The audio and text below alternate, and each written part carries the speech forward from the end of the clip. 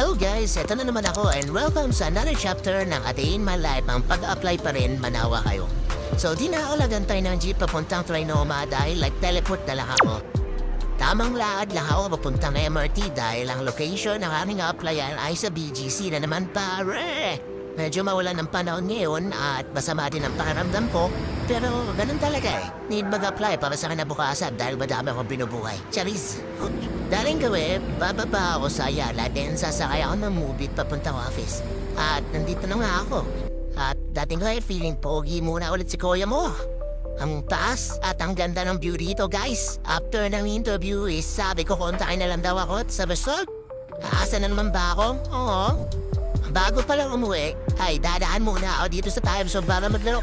Kapag si kuya mo. Tapos na naman ang isang kwentang araw. Yun lang guys. Bye!